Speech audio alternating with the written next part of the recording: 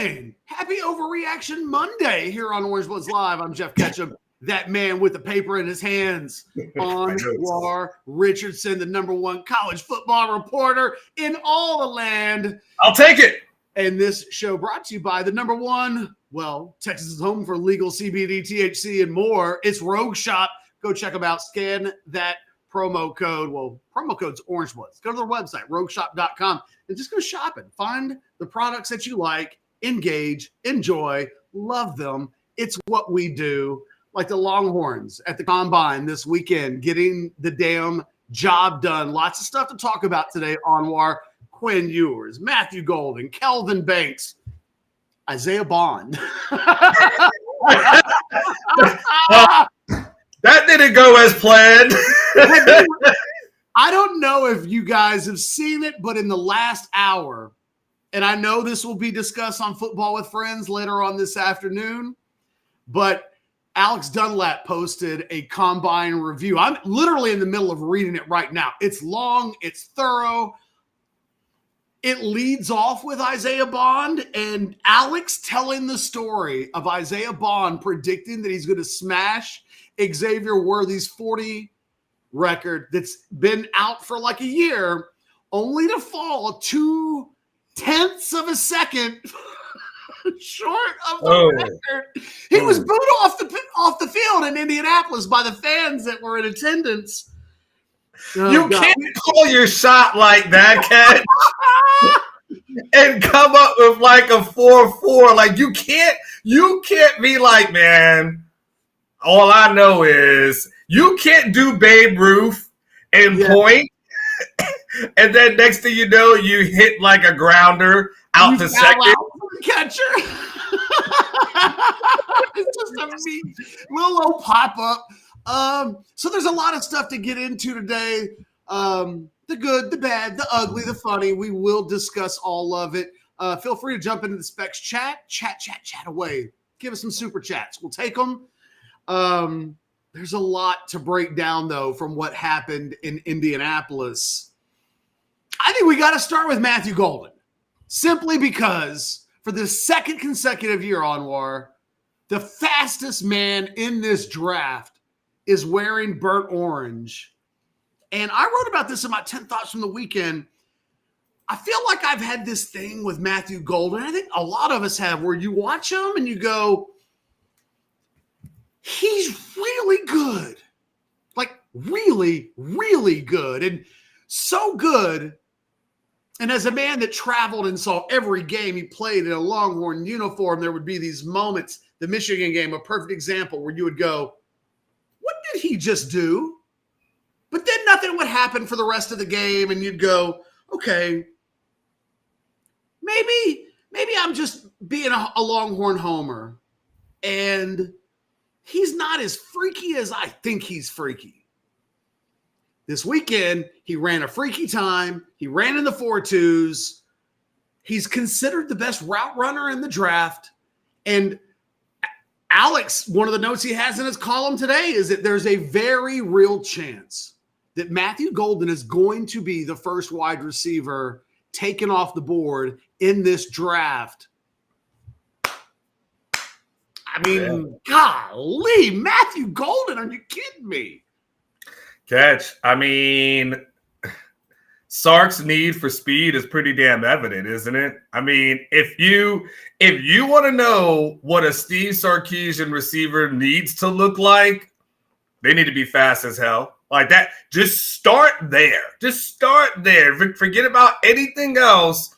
Those guys. Isaiah Bond is the slowest you're allowed to be. That's it. But Catch, you got to go back. Remember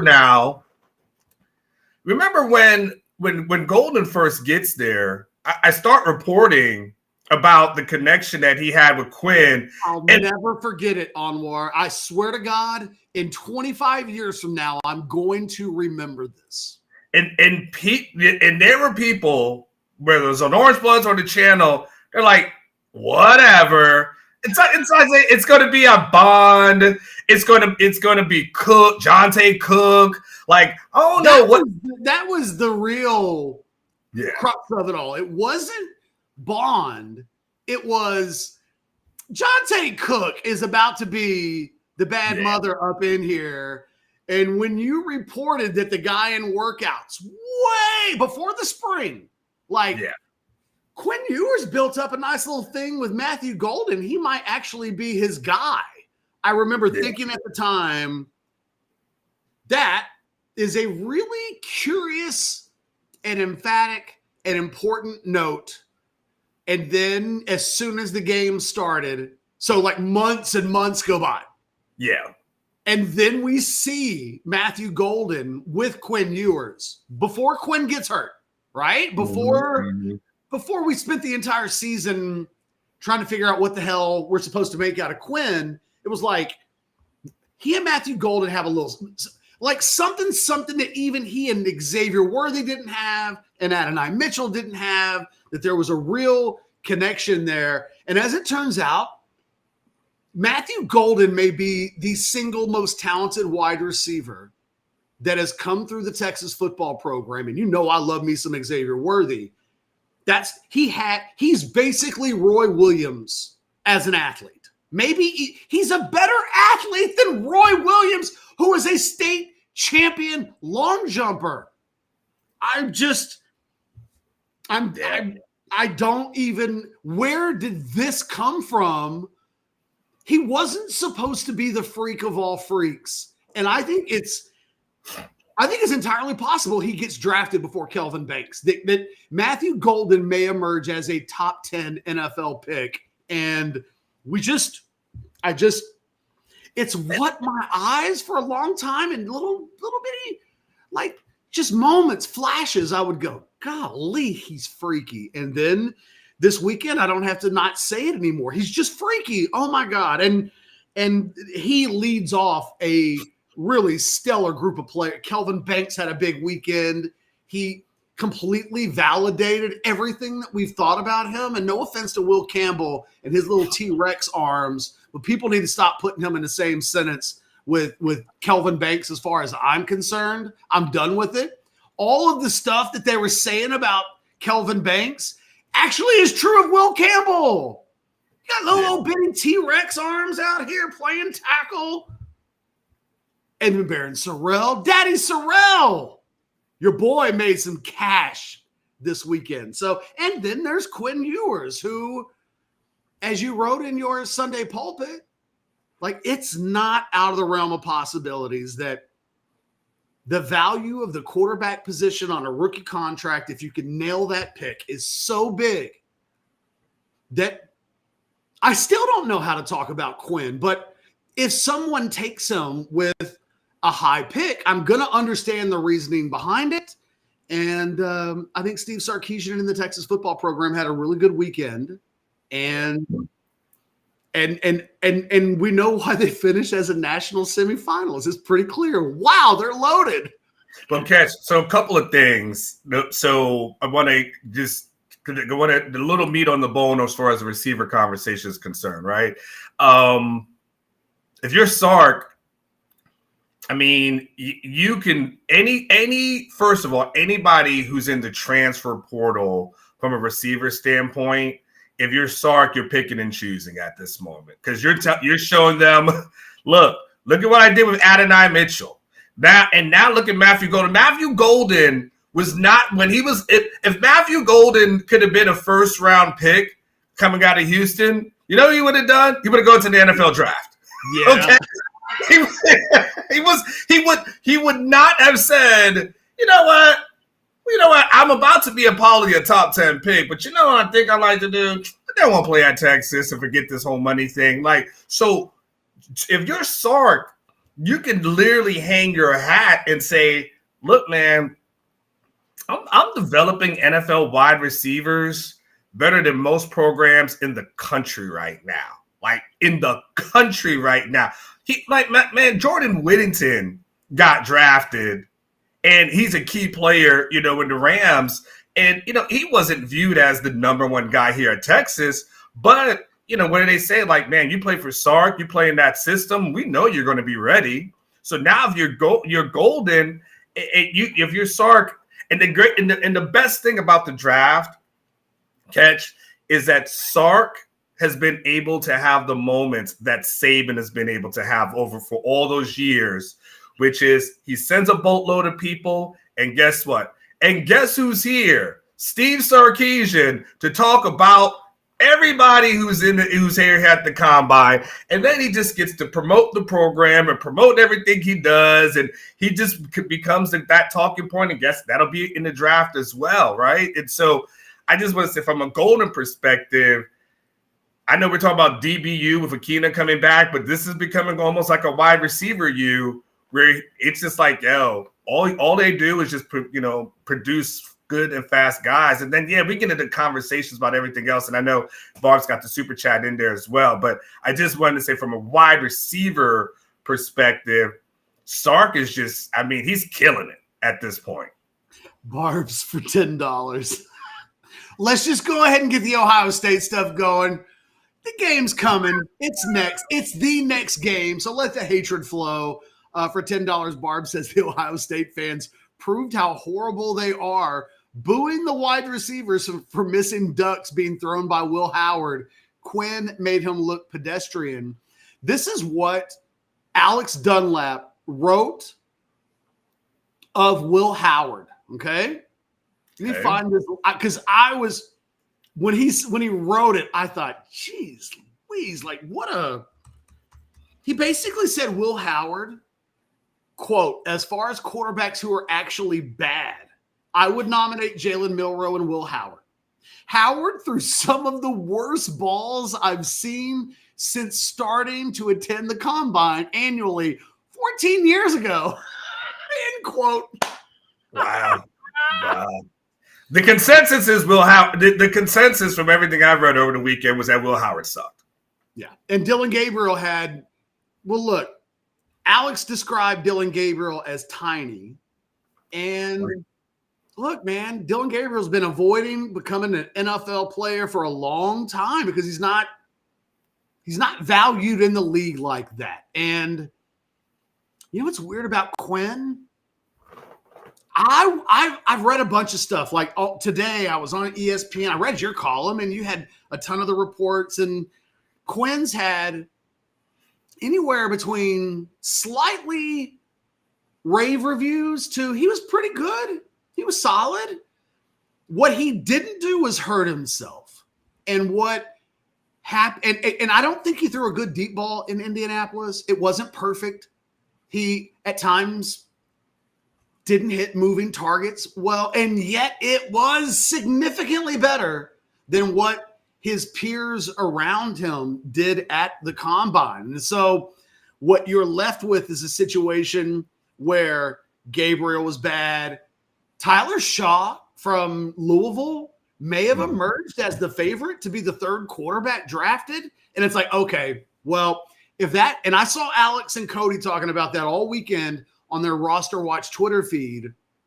If that's where we are, okay, well then I totally get Quinn Ewers, somebody drafted him third. Because if Tyler Shock is like getting that type of discussion, then just give me the guy with a 5-star pedigree, give him some good coaching, put him on the bench for a couple of years, and then we'll revisit Quinn Ewers with the Rams or somebody like that when he's 25 years old and isn't forced into starting in year one.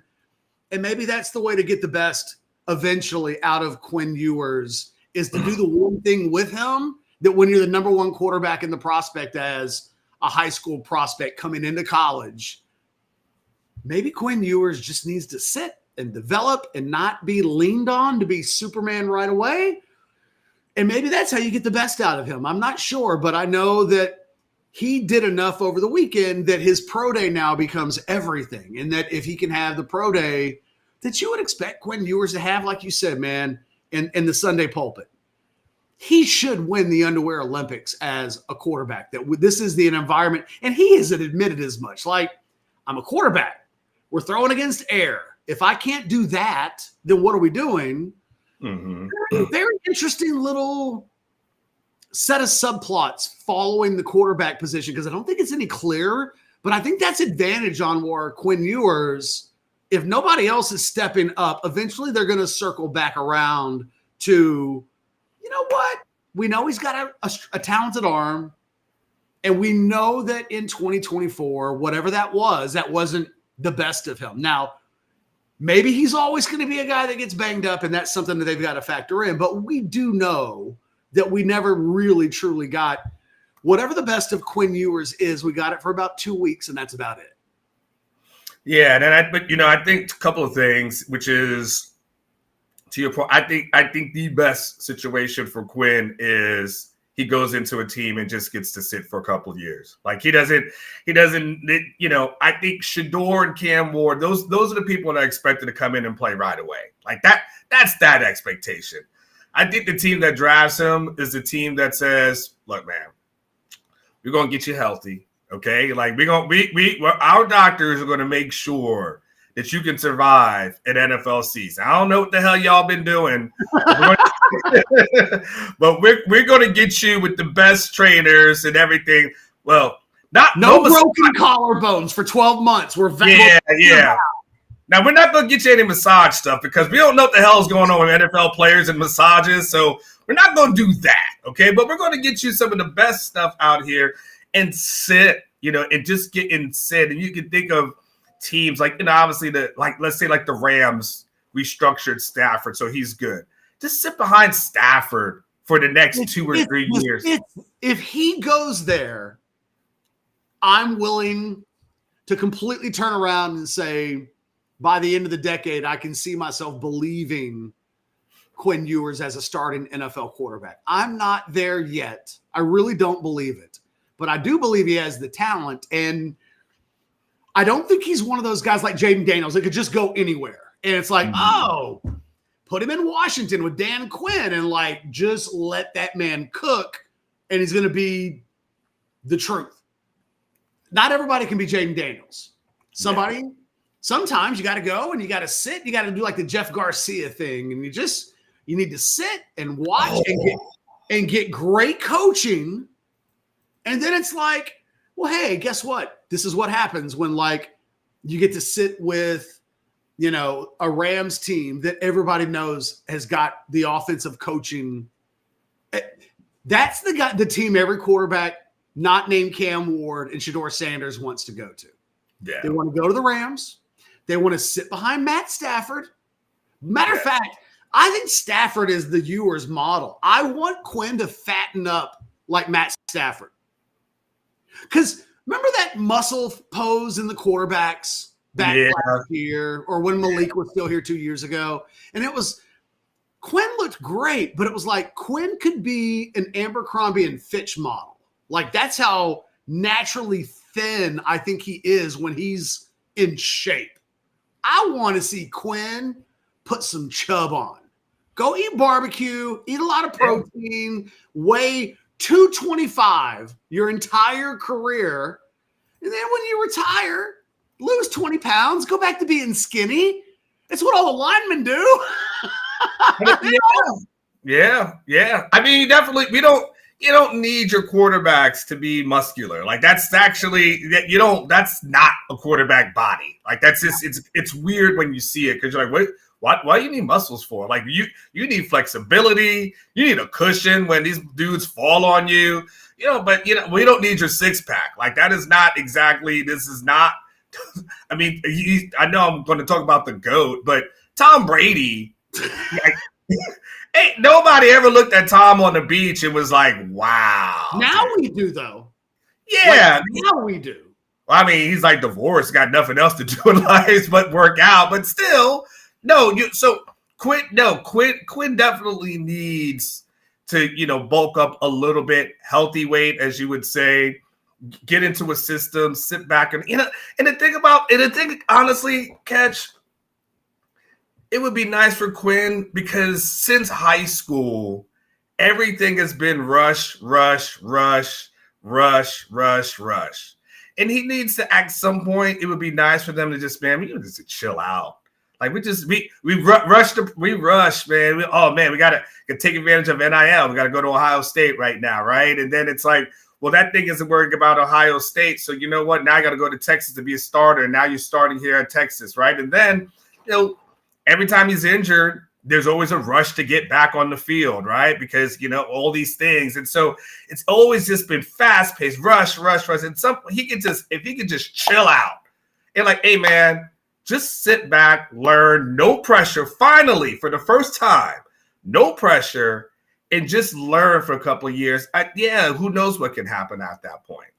We got another super chat, and then I'll give you my Monday hot take on Quinn Ewers. It's not really a hot take. It's just I think hold that thought. James 499, Barron or Golden were the biggest at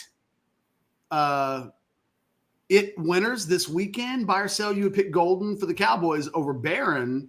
Johnny Barron did have a fantastic combine. He ran really well, not like Matthew Golden, but like still really. Matthew Golden's in his own tier.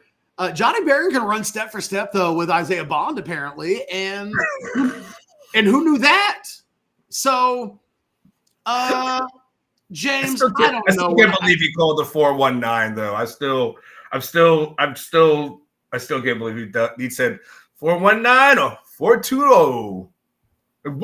Who was timing you in your workouts? That person needs to be fired. I wondered where Gunnar Helm's agent was this weekend. Because that dude, if you've seen the pictures on social media, he runs in the 4.8s in his position group. And people were already concerned about just his natural athleticism, that it is, NFL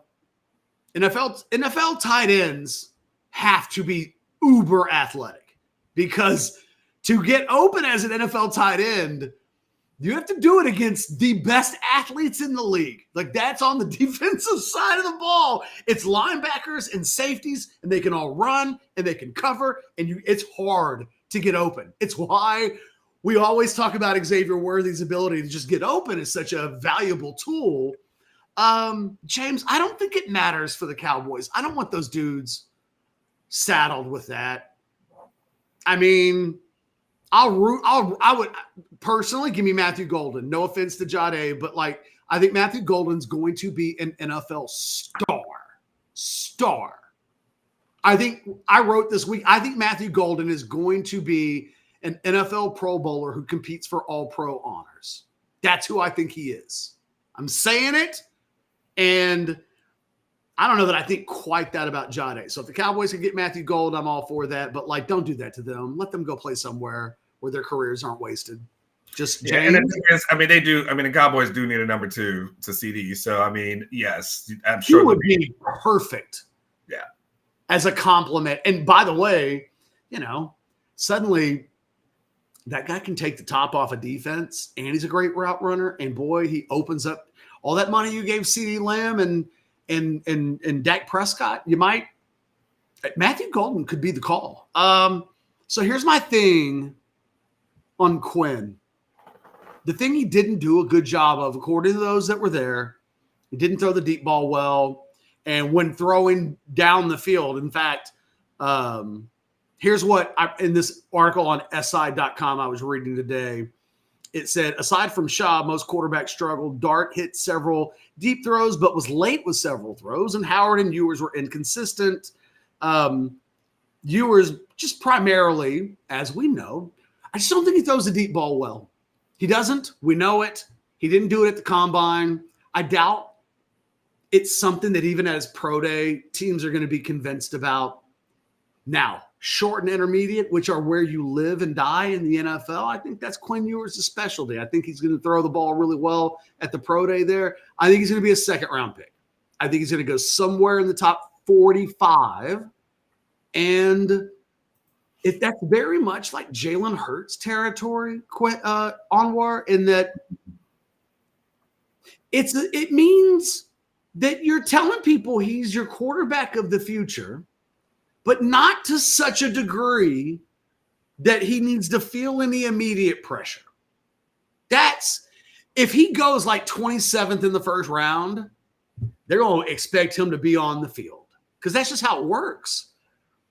So I think he's going to go in the second round. I don't think any team's going to have the guts. Although, man, if you hit with like the 28th pick in the first round on a quarterback, it's the most valuable thing in the NFL that you can have. So I can talk myself into the things that you're suggesting and reporting are still on the table, because they are.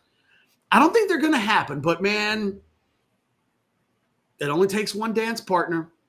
And hey, Tim Tebow, that's your perfect example. Tim Tebow didn't need 31 teams to love him.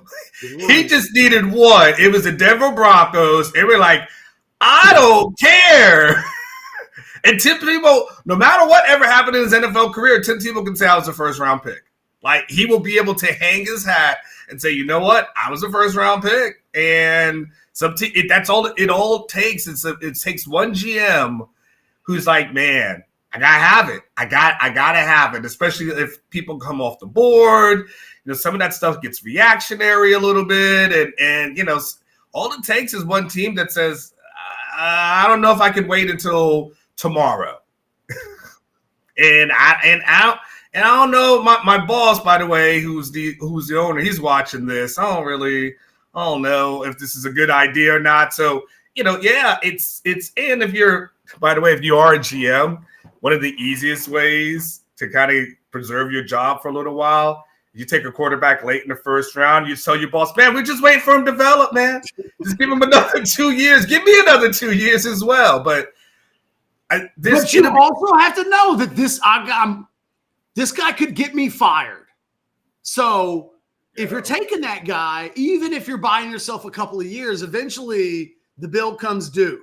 And they will remember, hey, took that quarterback in the first round. And it's a rare GM who gets to make that mistake a couple of times. Like, usually you get one, and it's like, how about this for a hot take?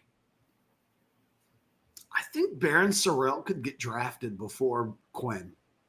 And I think that might be a lot more about Baron Sorrell being a multi-year starter, a big guy, tested really well, worked out really well. He is, as much as Texas fans have never wanted to completely give it up to him because he doesn't get the sack numbers the way Colin Simmons does. And that's how we've decided all Americans are that's how difference makers. And it's true in the NFL.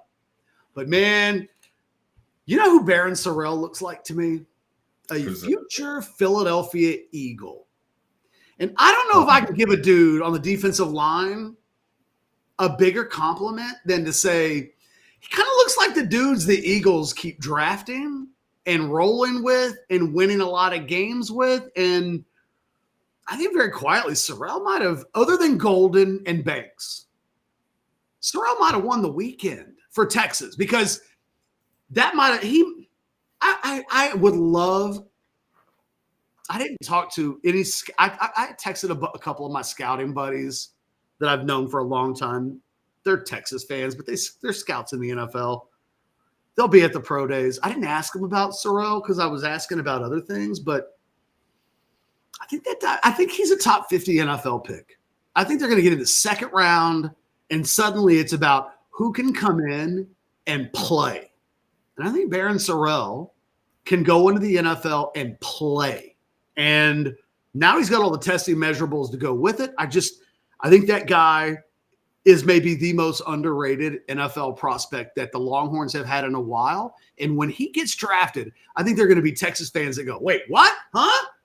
Yeah. Baron Sorrell's that good? He's a day 2 guy? And I think, yeah, man, you know why? Because you really don't get to start at defensive end for a national semifinalist for multiple years in a row, unless you're really good. Like, I think Texas fans have convinced themselves over the years that Baron Sorrell was just pretty good. And in reality, I think NFL teams are going to think he's very good.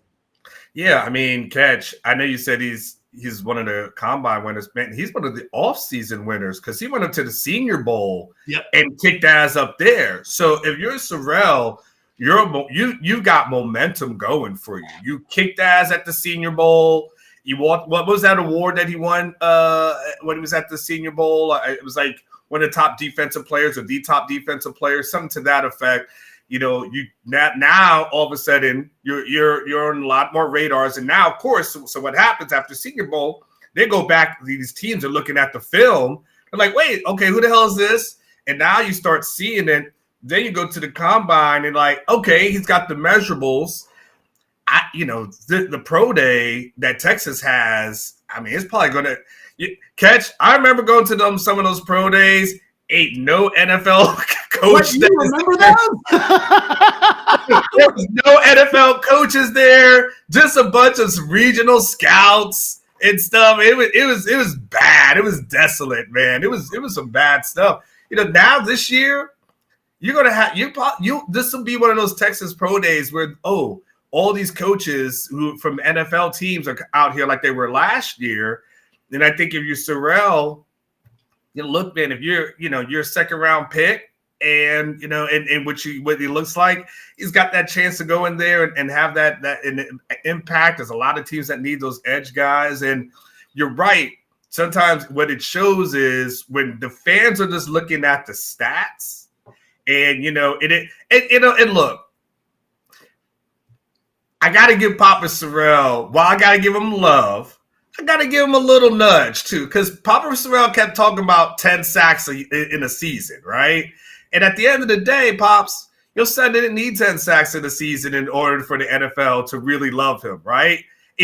All they needed to see was turn on the film. They're like, oh, hell, this is the kind of productivity that we need. They like stout dudes that hold the point of attack really well and don't get pushed around. So trust me, those little pass rushing tweeners, they're cute and all. And the NFL loves guys that can get to the quarterback, but they also like guys that mash because it is a man's game. And say what you want to about Barrett and Sorrell, but that dude's a man. And that I think here's what I think is going to happen with. Wouldn't even shock me, man, if Barron moved into the back end of round one. And let me tell you why. NFL teams are like, whoa, we got to recalibrate.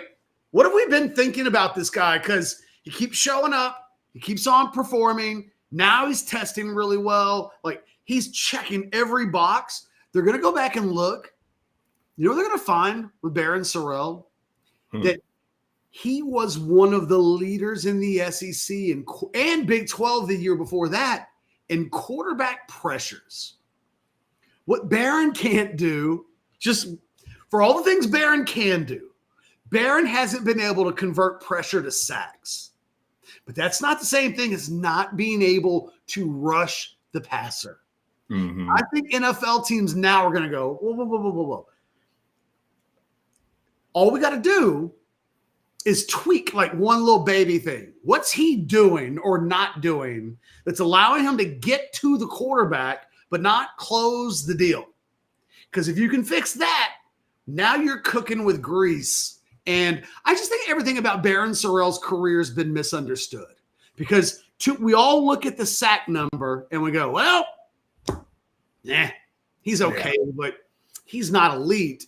But if we looked at everything else outside of actually getting the dude on the ground, I think the margins, all they would have needed to do was like convert one of those pressures once every 3 games, 4 games, just one more. And then by the end of the year, you're like, hey, 8.5, 9 sacks. Now it just feels and looks different. And I know, man. I tell you what. But you can't have an elite DBs without having elite guys that are doing the damn thing up front. And so we know what it looked like a few years ago when you didn't have the pressure up front and those guys were just getting lit up. So, when you look at the film and you're able to see what Broughton was able to do, Collins was able to do, and you look at the edge guys, that there's a reason why John A. is able to roam free and do what he does. It's because of what a guy like Sorrell was able to do in front of him. Other than Gunnar Helm, anybody I never heard anybody mention Cam Williams all weekend. I have no idea how Cam did. I'm trying to think about who else. So Jaden Blue Jaden Blue is going to go Jaden Blue may go day 2. Jaden Blue might go day 2. Do you know who Brian Broaddus is? Used to work for DallasCowboys.com, and he went like freelance. So he's kind of like his own independent NFL. He covers the Cowboys, though. Okay. And I saw, those Pro Football Focus drafts that people do? You see them take screenshots all the time, and it's like, how'd you think my mock draft? I know how you love those. What'd you think about my mock draft? Somebody did a Cowboys mock draft. But I want to get this exactly right. So hold on a sec. I'm going to look it up. Somebody had Blue going to the Cowboys at like pick 155. So 4th, 5th round. Mm-hmm. And he was like, nope, I've got him going to the Cowboys. Or if he's going to the Cowboys, it's like top 55 or 70. I was like this guy, Brian Broaddus is not a Texas homer. But with Brian Broaddus, after working in the NFL and, he was with I'm looking at his Twitter bio now. Once upon a time, I think he was in the scouting business with the Packers when they won a Super Bowl. Let me see if I can find this Jaden Blue comment that he made. Okay. So this guy, Joe Gomez, had Blue going 170 to the Cowboys in this mock draft. He asked Brian Broaddus, would this be a good draft? And he wrote, Blue, Williams, and King are better than what you did at 53, 76, and 133. And he had Blue at 170. Mm-hmm. So that's basically 5th round.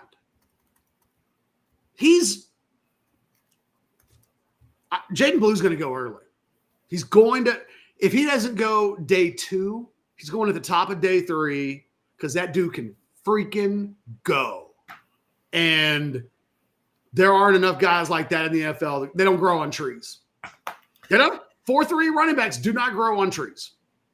No, that will be the whole we can't teach speed kind of thing. And at that point, that's why you hire a Tashard Choice. We're going to teach him to hold on to the ball. Hey, look, that's your job. Teach him to hold on to that ball and do everything else. That's why we're paying an $850,000 buyout for you, so you can do that. So we can get this guy in the flat and we can get him going. And the thing that works to a guy like Jaden Blue, where maybe the numbers aren't, overwhelming in college, but the thing that NFL teams love is they love running backs who don't have a lot of mileage on them. That too. And that's what Jaden Blue provides you. He provides you a running back who doesn't have a lot of miles on him, who doesn't have doesn't have a huge injury history. And so now when we look at running backs and you're saying to yourself, the majority of them don't get past that first contract anyway. Well, give me the guy who can run a 4.3 and we can get him for 4 or 5 years. Yeah, I think we'll take that. Like, we will absolutely take that and figure out how to work with it. And again, we're paying guys a lot of money to make sure you can hold on to the ball. Funny thing about running backs in the NFL, I swear, you just go look at all the best running backs. Very few of them are first-round draft picks. Most of them, when they were drafted, were thought of as Yeah.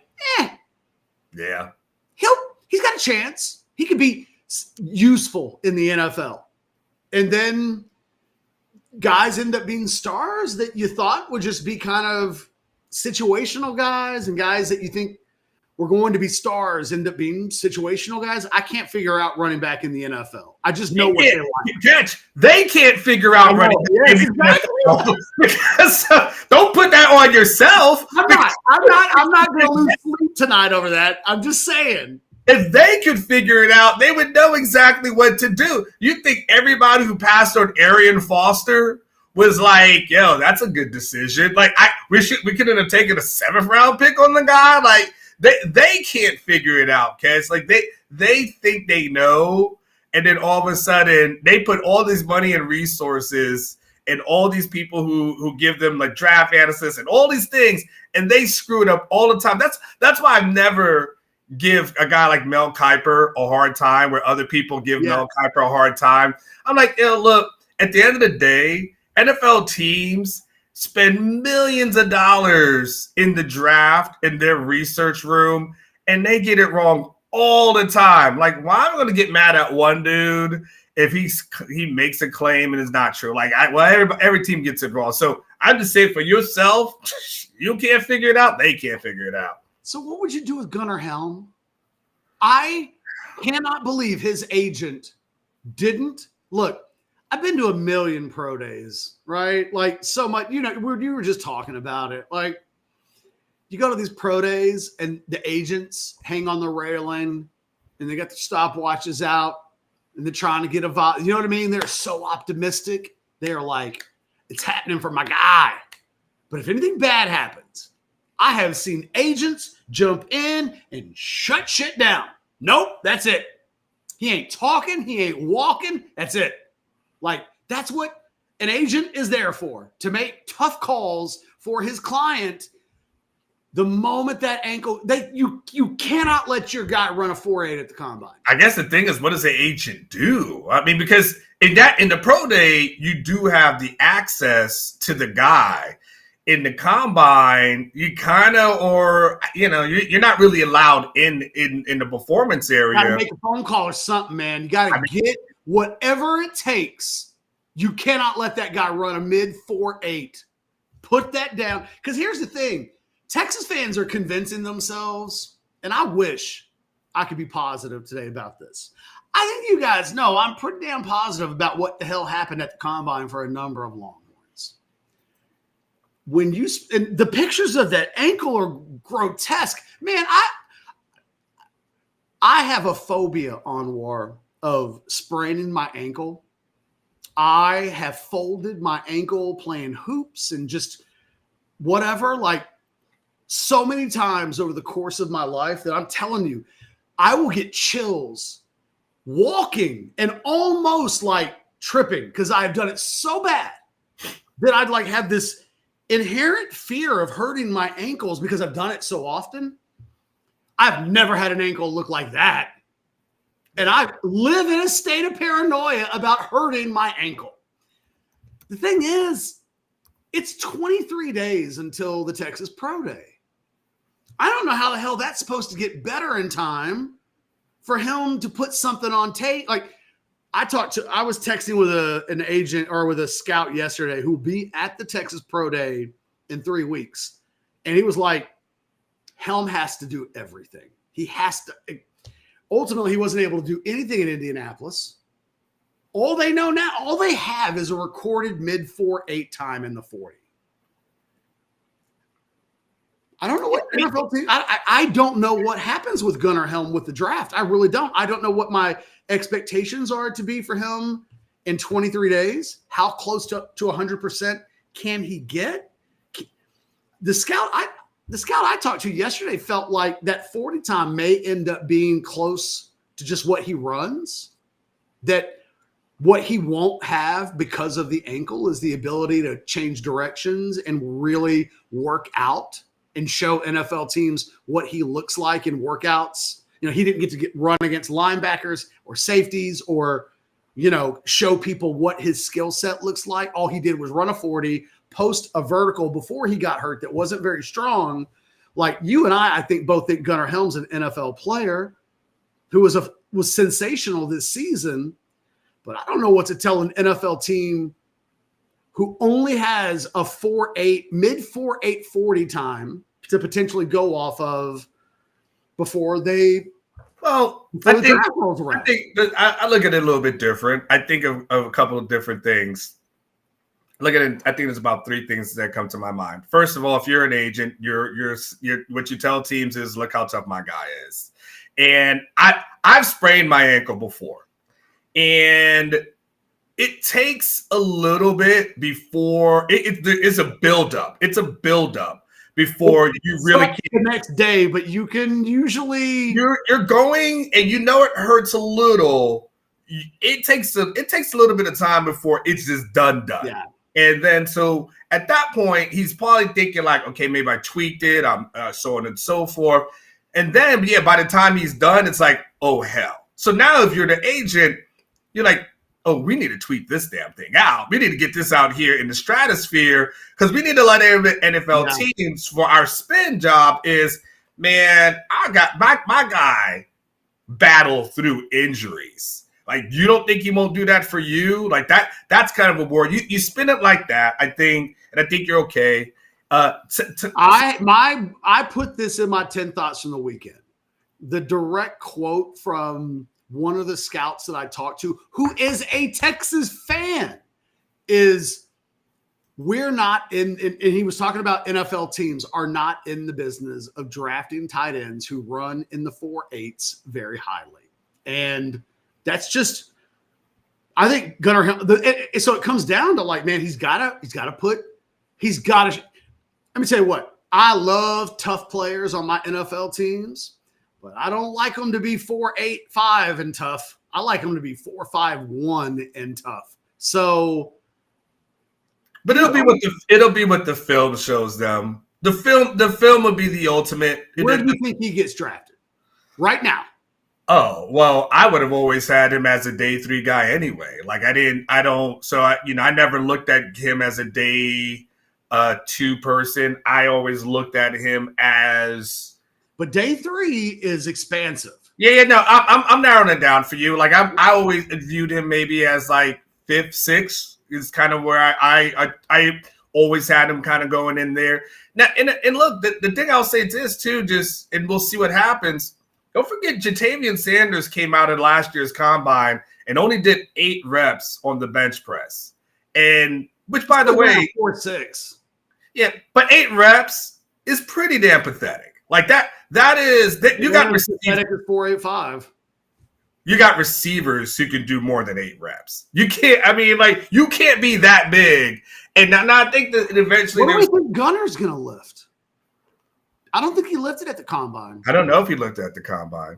I don't know what it was. But I just know we know he's not a good blocker. I mean, that's just not what he does. So still good enough to be dropped. You think he hits like 13 reps? Yeah, 13 and 225. I don't know. I hope he could do more than that. So what's a good Gunnar Helm workout in 3 weeks look like? Because I'm with you. Based off that ankle, and look, I'm not a doctor. I only played one on our Overreaction Monday show. On YouTube, that's it. How the hell is that dude running in 3 weeks? Like, what are you shooting him up with beforehand to get him to run in 3 weeks? All the good drugs. It's got everything. I mean, there's hey, if Richard, how's that ankle feel, Gunner? What ankle? Hey, Richard from the Rogue Shop. Hey, if you're looking for some marketing, send Gunnar Helm a gift bag of stuff. Salve on that ankle now. Yes, now. Put the miracle drug. Put that salve. This is the best thing guys. If you don't know what we're talking about, but you got aches and pains. I'm telling you, man. I used to have this shoulder that for a long time hurt. I started to put the salve on it like years ago. It's been a couple of years since I've even used it. Pain went away, has not returned. It's miracle stuff. It's like Miracle Grow for wheeze, but it's for pain and taking it away. They need to put that salve on his ankle every day. Every day. And then in 9 days, he'll be all right. In 9 days with the salve, that ankle will be brand new. Come on, Richard. It's up to you now. It's up to Richard at Rogue Shop to save. Because I think Gunnar Helm, with good workouts, could be a late 5th round guy. I have concerns that the floor, without a better workout, is not a lot of guaranteed NFL money. And that's the only thing I'm worried about. I think he's going to play in the league. I think he'll hit it. I think he'll make his pension.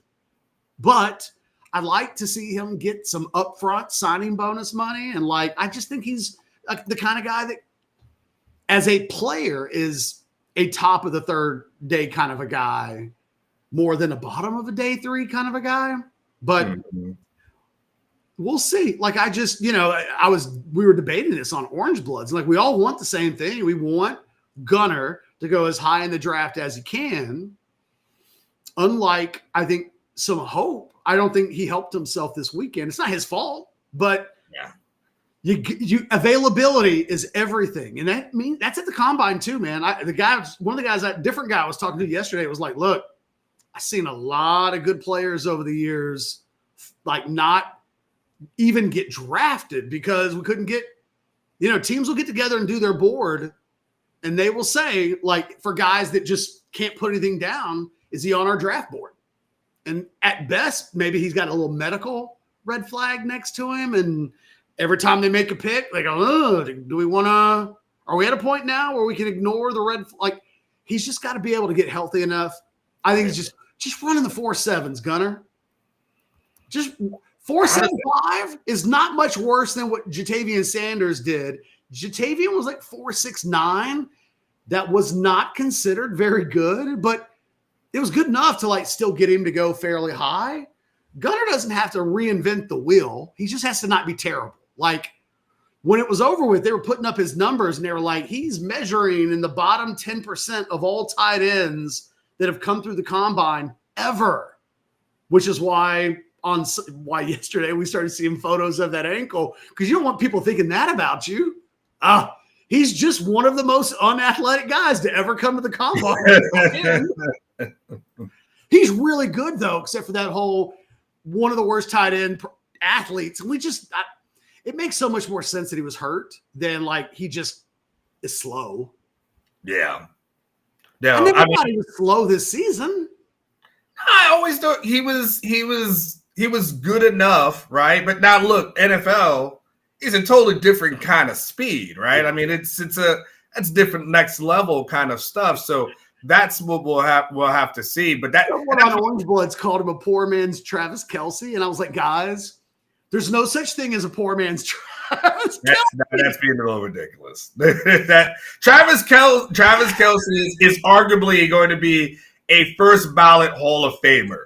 Okay, he's like Travis Kelce, but 3 inches shorter, 40 pounds lighter, and 0.4 seconds. That's not Travis Kelce. That's something else. You know what I love about comparisons, though? You very rarely see someone compare a white athlete to a black athlete or a black athlete to a white athlete. Like, everyone's like, he's a big black quarterback. He looks like Cam Newton. You're like, you remember when Swoops was I have never, for the record, the words, he's a big black quarterback. I've never said that. I say that proudly. The thought, the words, never. I could say it. I think I'm grandfathered in. Remember when are in the cool kids club with regards to that? I'm just letting the people out there know. You remember when Swoops was being recruited and people were comparing him to Vince Young? And you're like, what? I mean, how? I remember shunning people. Look, I don't let anybody compare anybody to Vince Young. But I do recall some early 5-star hype on Tyrone Swoops and maybe a certain number 10. Yes, God, it's coming back to me, Anwar.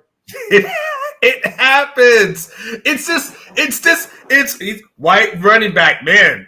He's a poor man's Christian McCaffrey, isn't he? What? Like, they called Christian McCaffrey before he got to the pros. Who was he? What is those guys from? Was he the Redskins running back, Riggins? I don't know. Was he a poor man's Riggins? John Riggins. Like John Riggins, but faster and built different. But yeah, just like him. Pete in the chat, he goes, Eddie White receiver is the next Wes Welker, right? It is just hilarious to me how and I've known this has been years. I've done this for years. I've always noticed there's just, you never see someone like who was the last thing on this one? Who was the receiver from Arizona who signed here? It was Gatorade Player of the Year, the white Jake Smith. Jake Smith. He was compared to every white slot receiver that was out there, and like no one ever compared him to a black one. It's just hilarious how the mind works for some people. Cody, I need my prize picks. Need some salve. I lost like $400 this weekend. I'm telling you. I'm telling you, whenever you guys put guaranteed They stuff, killed it last year on yeah, what? but I'm telling it's catch. There's a weird thing in the universe. It's almost like when you speak it, it's not going to happen. If they just did it on the hush and didn't try to share the wealth, I guarantee you, it's like the fantasy gods, right? I think there's a prize picks gods that are out there on fantasy, and that's when your team blows up. And I think it's a prize picks God thing as well. You have to be humble. You have to say, I'm just going to go out there and do my best, and God willing, I'll put together a time that like maybe excites a person or two. You know who said Jack? You know what? Matthew Golden. He was like, I'm going to run the 40, and that's it. Mm-hmm. That's all he said. Yeah. And Alex, I was reading his column earlier. He was like, that should have probably been a tip for us. Matthew Golden just said he ain't doing nothing but coming out of here running a 40 and getting his ass out of town. Wonder what he's going to run. Dude, does Matthew Golden even do pro day, or does he like just show up with a mink coat and just live life? You just show up and you talk. You're there. Matthew Golden is golden. There's nothing he can do. There's nowhere to go but down. He's fastest dude in the draft, regardless of position. He was already viewed, Daniel Jeremiah a month ago putting that guy as like the number 15 pick in the draft, talking about route running and vertical explosiveness. Nobody thought he was a 4.2 guy. I'm dumbfounded by it.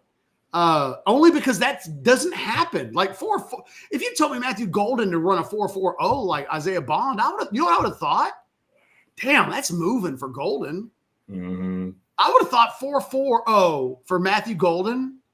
I'd have been like, oh well, that almost has to cement him as into the first, top of the second round type of a guy. That's really good speed. Yeah. Shoot, man. Cody. While you're here, where do you think Helm goes as of today? I'm just curious, Cody's thoughts on. Actually, ask two. It's a two-part question. Okay.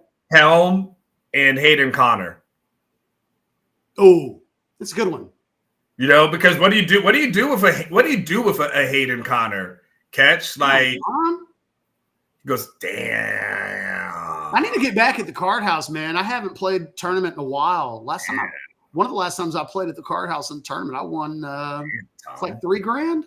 Damn, not 5,500 though. That's living nice your job, best. Tom. I'll give you a little volleyball. Good job, Tom G. Good job, Tom G. I haven't talked to him in a while. All right, well, I do you have anything else? Because I got one more theme for you before we get out. Give it to me. I'm good. All right, this is Overreaction Monday. Okay. Mm-hmm. Okay. No. You're not you teased it like you're about to give me something. Yeah, okay. There's two worlds that are existing on the 40 acres.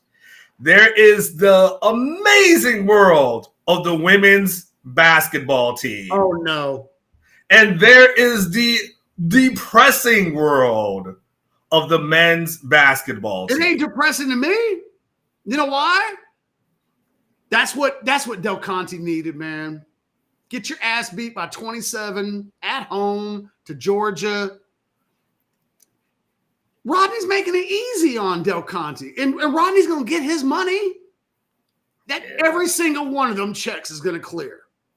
But this thing's over. And there's 2 games. And the only bad thing about it is like, look, there's 2 regular seasons games left. There's 1 game in the SEC tournament, I would imagine. And that's going to be the end of Trey Johnson's Texas career. And that sucks. But the Rodney Terry thing never should have happened. We really know it now in retrospect. All the things that we knew, we just didn't want to be bad people. We didn't want to say, we really should have paid attention to like how poor his record was as a head coach without Chris Beard building his team for him. No, this weekend was good. Texas is going to have a new basketball coach next year.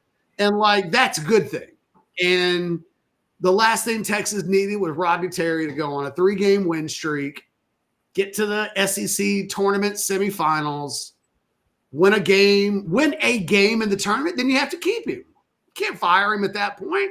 Rodney did Del Conte a favor. So I think Texas basketball fans should be uplifted today on war. It's not a bad day, because bad would be living in purgatory. And I think Texas is going to be out of that pretty soon. What about on the flip side, women's basketball, though? Hey, man. I mean, they got to make a Final Four. They shared the conference title with Dawn Staley's South Carolina Gamecocks. That is so impressive in year one. They're so good, how South Carolina is. And they beat South Carolina to get that share. Like, they split the regular season series. They're almost certainly going to play each other in the SEC tournament final. And I just, man, it's crazy how good Texas is in some of these sports. Yeah. And it's crazy how good they are in women's athletics. Because some dude was on, there were people on Orange Blood today. You even had this like in your column where it's like, man, Georgia kind of has Texas's number. And it's like, well, kind of. They've got the men's number. Yeah. But the women, they ain't taking no guff from Georgia. Not basketball, not volleyball, not soccer, not nothing. Won't be in baseball. You know, like they are. It is amazing. Swimming, like it's funny. Like Bianco, like will tweet out all the championships. You're like, golly, they win it. You can see why they're getting these directors' cups like every single year, because we just think about the ones. We haven't even gotten the track and field season yet, Catch, and we know that smoke's coming soon, right? So it is amazing. But the women's basketball program, Vic Schaefer. What I mean, coach, man.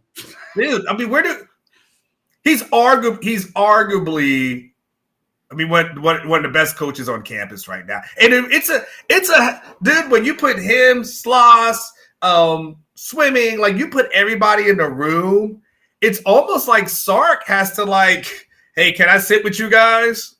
Do you mind? No, but see, Sark now has been to the national semifinals twice, so he gets to sit at the big kids' table. He does get to sit. Rodney is sitting at 8-year-olds' table and can't get out, can't even get a big chair. I mean, they're not even telling Rodney when the dinner is at this point. This is a secret meeting at this point. Rodney ain't getting no invite at this moment. But you know what's going to happen. Watch. Rodney Terry will never coach. Here's the thing, and we said this in real time. When Rodney Terry was eventually going to lose the Texas men's basketball job, he won't get rehired as a head coach anywhere. That's not who he is. He will if he gets a head coaching job, it won't be at a power conference. So like that's not, and look, you know what that makes him? Damn good. It is like, this goes back to the Shaka Smart thing, man. Like, these guys are in the top 200 of their craft in the world. Like, they're really good at what they do, but to be at that next level requires more than being damn good. It requires legitimately being great. Vic Schaefer isn't damn good. Vic Schaefer's great. Schloss, great. Sark in the last 2 years, great.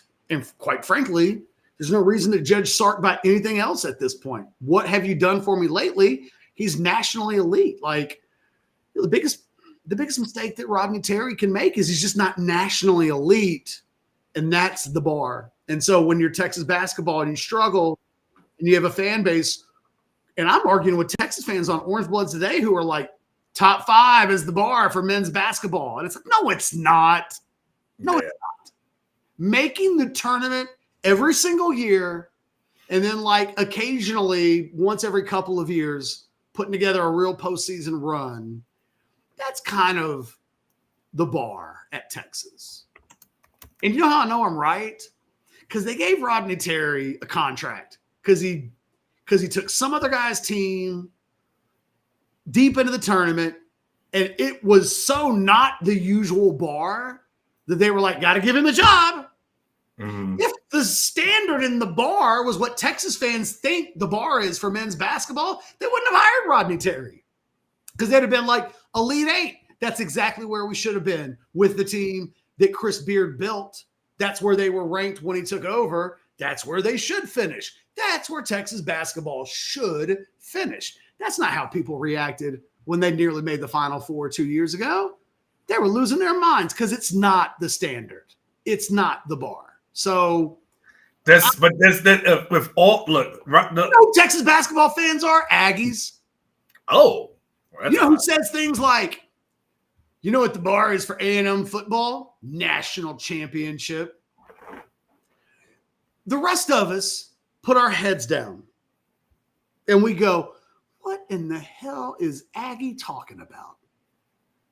That's what Texas basketball fan is. They say things like the bar is Final Four or bust. It's like, man, they don't even do that at Kentucky and Kansas. Kansas has made the Sweet 16 once since 2018. Kansas! So forgive me if I'm arguing with Texas basketball fans. Don't get mad at me. I'm trying to set I'm trying to set a realistic bar for the next coach. It's not Final Four on a regular basis. You can hope in one hand, take a shit in the other, and see which one fills up first. It won't be hope. I mean, here's my question, Catch, and I know we're going to wrap up, but here's the question though. You know, Del Conte just had his town hall meeting last week, right?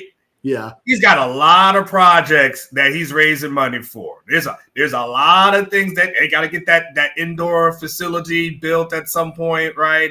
They've got lots of things that they're trying to do. They're raising ticket prices, obviously, and and then they've got NIL stuff that needs to be paid out and this and that. Like, if you're Chris, and he was asked about Rodney towards the end, he was like, well, we just won a conference championship, and SEC is really tough. If you're Chris, do you say, man, look, I know these people ain't down with this, but at the end of the day, I don't need another bill. Like, Rodney Terry's another huge bill. You can't have the Moody Center being a morgue. They just built that thing. Can we pay?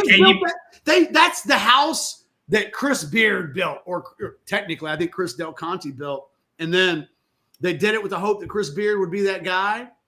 Dude, I remember last year, before they turned it around, this is like December, early January, I was having people telling me things like, yo, man, Del Conte's pissed. It's like, well, why is he pissed? Rodney's embarrassing him. Like, he is embarrassed to show up at the Moody Center and have a bad product. Chris likes to be liked. Chris likes to be popular. Chris likes to be the man. He's the life of the party. That's who Chris Del Conte is. Shaking hands, kissing babies, getting invited into suites and hugging and, hey, I need to get a check. Like, that's who Chris Del Conte is. Man, he can't do that. He cannot. How do you think? He was there on Saturday. What the hell was going through his mind when they were down by 27 points to a team that's 5-10 in the SEC and not on pace to make the NCAA tournament? I'm telling you, he made it easy on Chris. I think you're on to something, Anwar. I think if Rodney could make it a battle, man, we had to have a conversation. If he could have gotten it to that, they still have everything to play for. Because you could still, if you make the tournament, win a couple of games with Trey Johnson. And next thing you know, you just have one of the most successful seasons in the history of Texas basketball. The margins oftentimes between colossal disappointment and historical success. Chad and I were talking about this. And Tom Penders went to the Sweet 16 twice. First time he went to the Elite Eight in 1990, and it was up until Rick Barnes showed up, the greatest season in the history of Texas basketball. He went to the Sweet 16 in 97. They were a double-digit seed, and the reason why they got there was because Coppin State, I think as the 15 seed, knocked off, I think it was South Carolina. Forgive me, this was a long time ago, but they knocked off the 2 seed in the first round, which meant Texas got the 15 seed in the second round. And guess what? They beat the 15 seed, got to the Sweet 16, and even though that wasn't a great team for a long time, it was like, well, that's when you get to the Sweet 16, you get to write whatever the hell you want to about yourself. Yeah. And, that's why I'm like, the best thing that could happen to Texas, they're on a 3-game losing streak. They've lost 6 of their last 7. There's no conversation I don't think that needs to be had unless they win the next 2. Maybe they win 2 if they win the next 2, which is doable. Let's say they just win a couple of games in the SEC tournament. Now they're at 20 wins.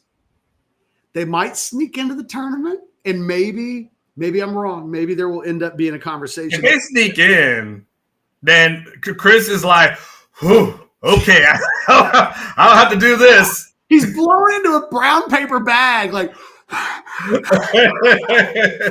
he'll kick that can down the road, and like we will get to that at another point. Right now, I got a lot of more money to raise, so that's my only thing. I'm just thinking of the money. Like I think if Roddy gets in, Roddy's probably good. But I don't think Chris wants to do the money thing. Like I think Chris can justify everything. Now, look, what you said is what I've said for years. Chris likes to be liked. Like he don't like it when he's not liked. Like to be liked. I get it, man. I'm not like that. Is not like character assassination. Is the most normal thing in the world.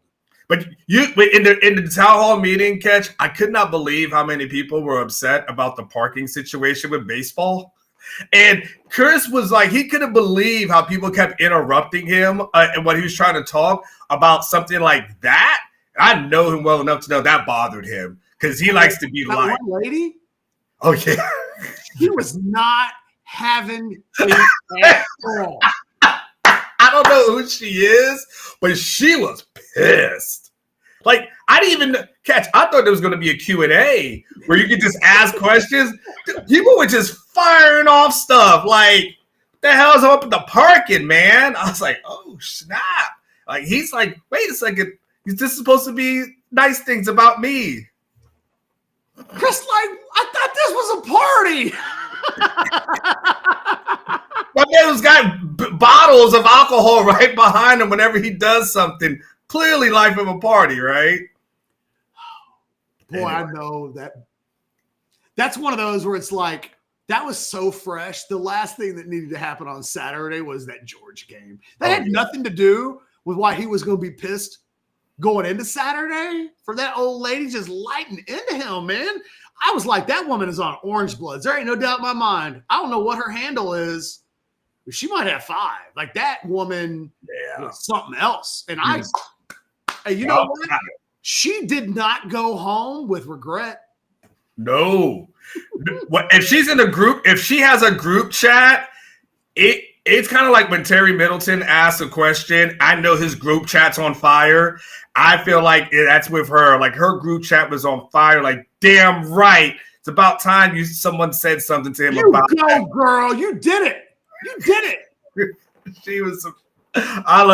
She is amazing. I don't know where she's at, but her start coming to football press conferences. At least he'll get the tough questions asked. Then Omar can just kick his feet up. Oh yeah, because I get my one tough question, and then everybody else gets to do hey, so what do you think about this? Like, no, like that woman is on fire. Like that. I think that and the pickleball conversations were probably my 2 favorite things. Hey, we haven't mentioned it. Those scholarship limits are bonkers, man. Oh yeah. Hey, Catch. Hold on. You want to do this real quick? I've got this because I had him put this in my thing last week. Let me see if he make sure it wasn't taken out. I believe this is it. No, that's yours. Hold on. Wait. Here you go, Catch. I don't even know what to completely make out of that.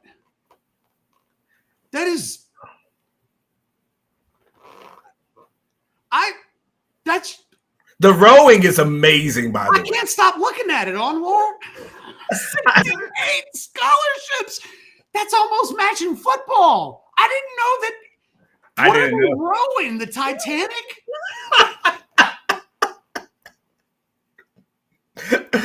That one was a crazy increase just because I didn't know rowing was that popular.